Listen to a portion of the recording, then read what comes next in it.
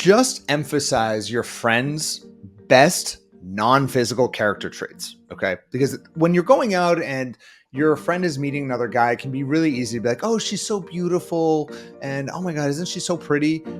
But like, Gary, like the guy can see that, right? Guy If needs, they're either attracted to her or not, right? he needs no help. He's already done that in the first millisecond. And it really happens that fast. Gary, I was so excited for this topic today because we're going to be talking about how to be a kick-ass wingwoman. This is a fun one. This is something that I haven't talked about in a really long time. Because I don't know if you know this. You know this.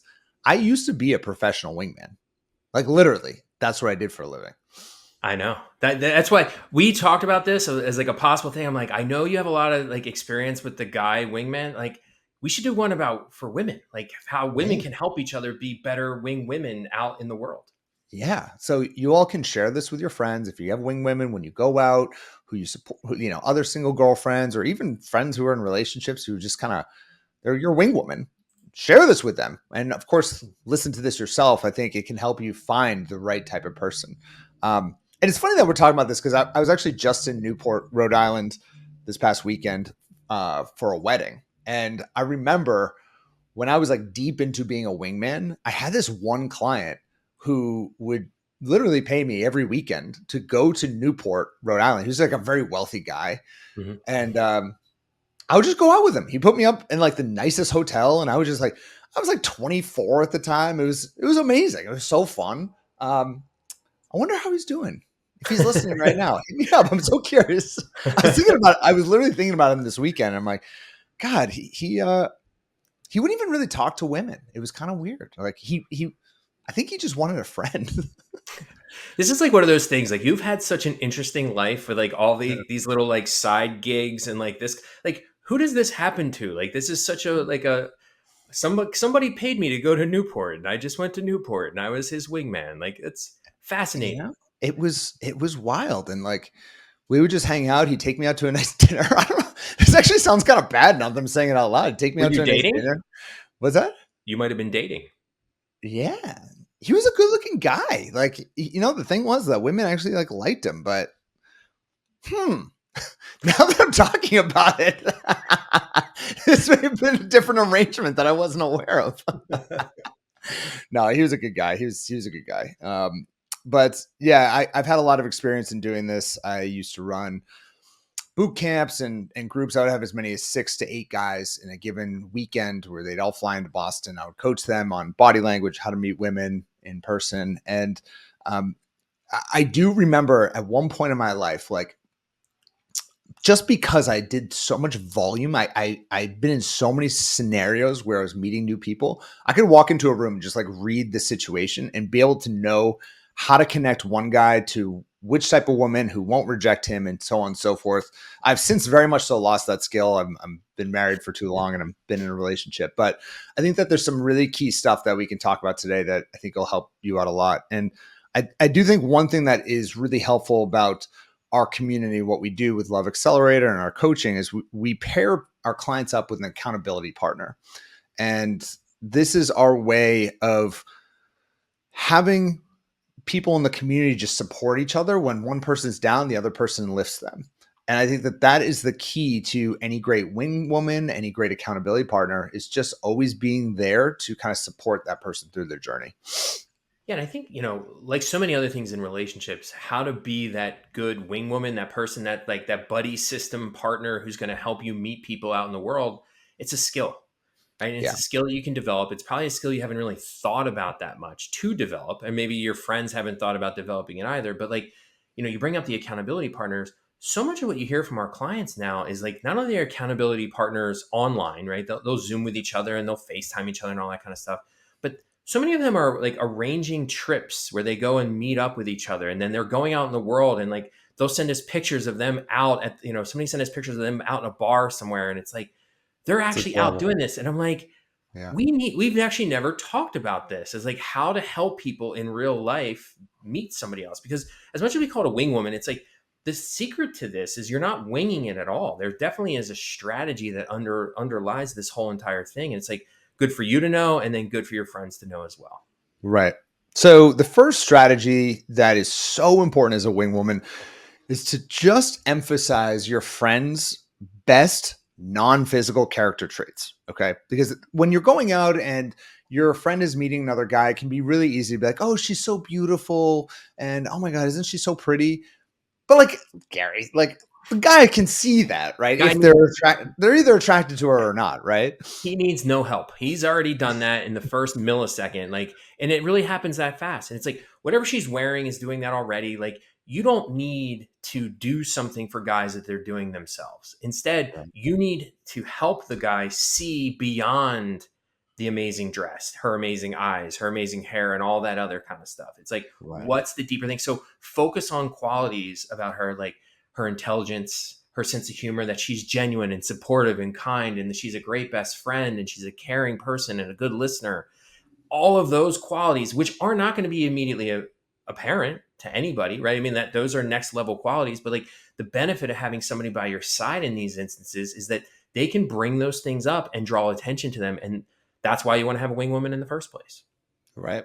I remember one time going out where I was talking to this woman and her friend was just like, this girl is such a catch. She is like the sweetest, most caring woman. She volunteers on the weekends. She's like, I don't know, man. You're gonna have to work really hard to win her over. And I Mhm. remember when she said that, I'm like, I'm gonna work really hard to win Challenge her over. accepted. Yes.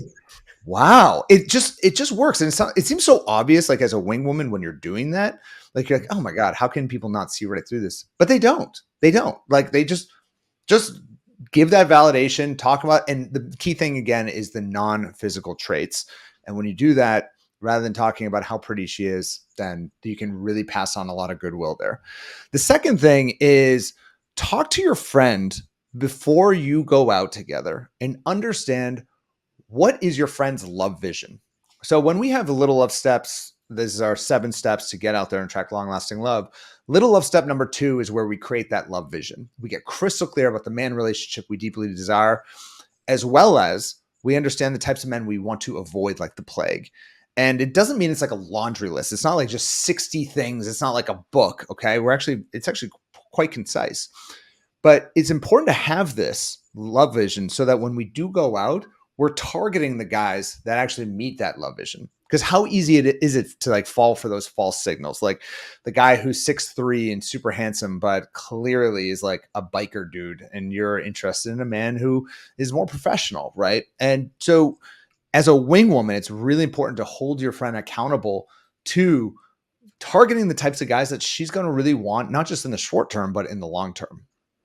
Yeah, I mean, it all comes down to knowing what your friend really wants and then Yeah. not being misled by the wrong things, right? Like, as much as your friend, if your friend really wants somebody who's cares a lot about family, cares a lot about raising kids, wants to be there for all those kinds of things, then when you see a super hot investment banker walk in, that's probably not the same person, right? Like, that's not the person that's meeting your friend's love vision, because that super successful investment banker is probably not spending a ton of time at home, right? If Right. I'm painting with a broad brush here, but it's like that's probably just the case. And so it's like people can have appealing traits, but it's like it's not just them having appealing traits; it's them having the right appealing traits, and they're the right ones if they're the ones that your friend actually wants.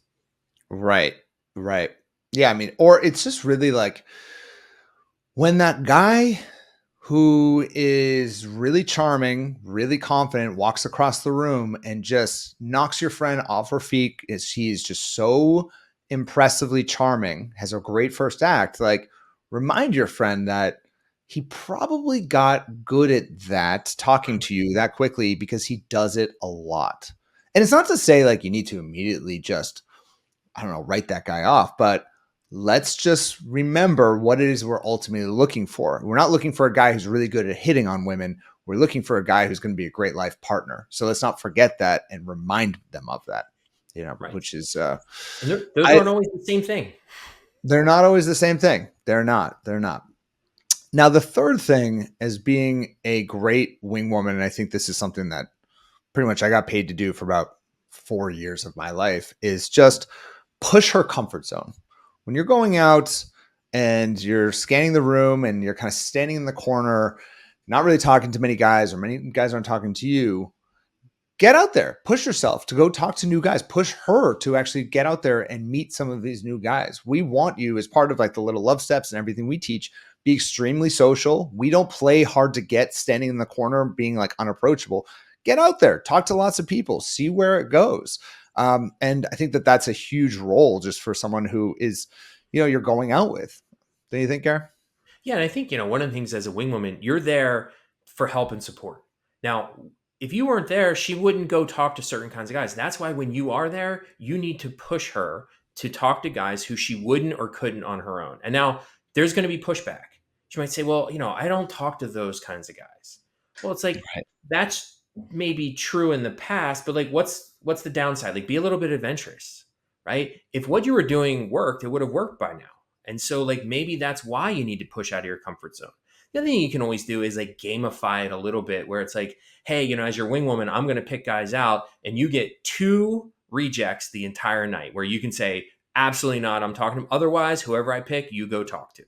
And it's like, Yep. it just kind of makes the whole thing a little bit more fun. It makes it a little bit more spontaneous. And it's like, if I was doing this, I would purposely send my friend to go talk to somebody who I thought for sure they would, just because, right? Because it's Yeah. like the whole idea is like exercising those social muscles and just getting good at talking to people.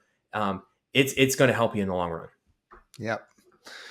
Now, the next thing is to just remember, as a wing woman, this is very important. If your friend sent you this podcast to listen to, this is probably the big thing to take out of this podcast, is that it's not about you. You have to be very unselfish as a wing woman. And so I just remember back in the day when I was like a professional wingman and I would get paid to do this, I was single at the time. So like we would meet a group of women and I remember like specifically being like, this is interesting. I actually like this girl. But I had to be like, dude, this is not about you at all. All of the energy goes towards the client, all of the energy, all the good vibes, everything. And I would actually very much so dull myself down as much as possible in order to give that energy towards the person. It can be as subtle as like looking at them while they're talking, obviously talking them up about their non-physical character traits, not stealing the show, not telling these big long stories that everyone is going to listen to. That like even facing her while she's talking to them versus you being the person facing the guys, talking to the guy that is perhaps the least attractive of the guy group, just so your friend can talk to the guy that she really wants. Like all of these things is just a part of a mindset of being unselfish throughout the entire experience so that your friend can get the results she wants. And if you're single as well, like switch off. Like maybe one group of guys, you're going to be the wing woman. Then the other group of guys, she's going to be the wing woman. That's the best, but you can't both be selfish in the moment or else you're just going to clash with one another. Yeah, and the other thing is, you just have to remember it's not your night. Like this is not your time. Like you will have your other time for attention, whether you're switching off with different groups of guys or different nights or different places, wherever you're going. This is not your time to shine. This is your time to be a personal assistant, right? You make it clear that your friend, the person you're wing womaning for, she's the star of the show, right? And Right. so you're there to get her drinks. You're there to help with flyways. You're there to help with clothes or whatever it takes. Like it's like she's the celebrity and you're the personal assistant for this night, right?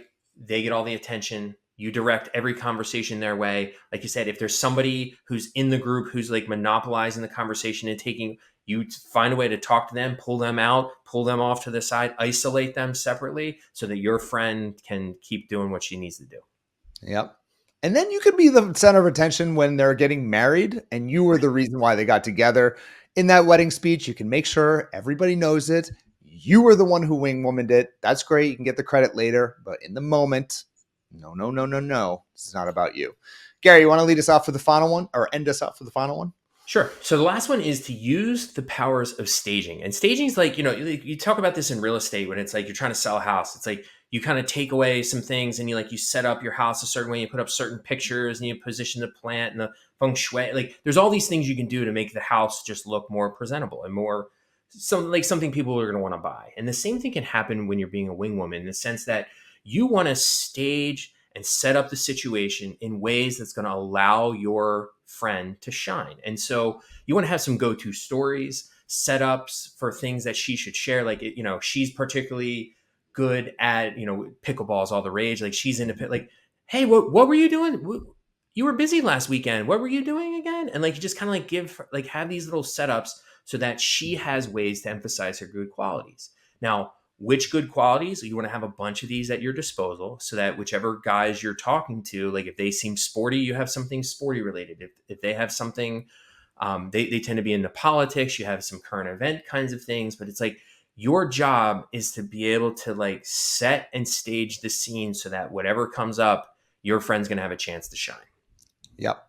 Now, as a bonus tip, very important, bonus number one, do not oversell your friend.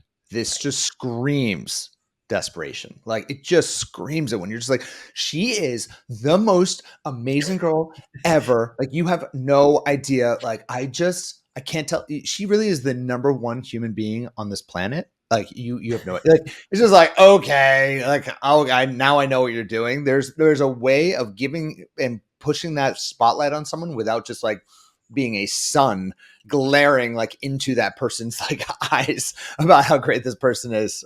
So I would say that's the first thing. Gary, I know you I had think something else you want to mention.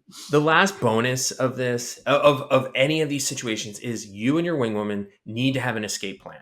There needs to be some kind of like subtle signal, whatever it is you guys want it, like a little, it's Wiggle it's your not like a nose. safe word. It's not like a safe word where you have to scream like bananas or something and then everyone knows they got to leave. But it's like, a little tug of the ear, a little, how you position your drink, something. But it's just like it's usually with between women, it can just be as like a little like raised eyebrow look, like okay, like moving on, or it's even like get him out of here, like distract and swat away these undesirable guys, like just like hey, um, Yeah.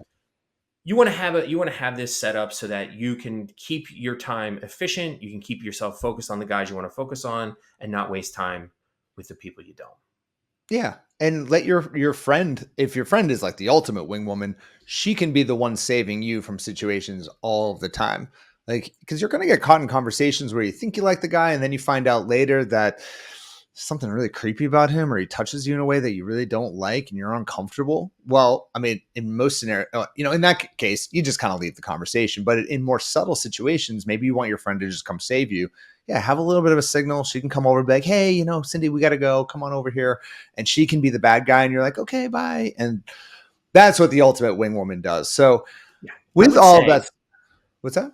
one more thing about this that just Yeah. kind of like we keep talking about like the escape plan, like as if things are going bad. You should also have an escape plan. It's not really an escape, but it's like a deceleration almost. If things are Ooh. going well, right? Like Mm, your friend, you can have like a little look where it's like come get me, right? It's like things are going really well. They're hitting it off with this guy. You come get her. You break, and then it almost leaves him wanting more, right? And mm, then she can always go back, but it's like he doesn't get undivided attention. And so like sometimes when things are going well, you can also have a little bit of a like, let's hit a pause on this, like bathroom break kind of thing, and then we right. can reconvene later. For example, let's go extreme. Let's say your friend, the woman that you're winging, starts kissing this guy in the corner of a bar for like 3 minutes. Mhm. That's a good time to go in, cut in for a minute, and be like, hey, Cindy. I don't know why I keep using Cindy, but Cindy, come here for a second. We need to talk. Pull her away, and then be like, by the way, as you're pulling her away, be like, by the way, you should get her number. And just like create that connection right there. You can do that. And then just pull her away from the situation, create that space, create that desire. Because I know most of our clients are probably not making out with guys at a bar because our clientele tends to be over the age of 40, but I don't know. You never know. What do you think, Garrett? Does that ever happen? Yeah, I mean, I think these are the kinds of things that you want to be able to like save your friend from, right? But Yeah. also just even if it's just like an intense conversation where Right. it's like things are going really, really well. Sometimes we often have this thing. It's like, well, if we like break that intense conversation, that's going to ruin everything, and the magic's all going to be gone. It's like, no, no, no. Like, there's that absence. It's that pulling away that creates more desire. And so sometimes it's getting your friend out of there when things are going well. They can always go back, and Yeah. that'll actually just make things better in the long run. Love it. Gary, man, if I could somehow go back in time when we were both single and we could just wing each other, that would be fun. That would be fun. I'll let you take me to Newport anytime. Oh, that deal. Done deal. But I'm gonna charge you. I'm not cheap. I'm not cheap. I can't afford you. All right. Thanks, Gary. That was a fun one. All right. Thanks, Adam.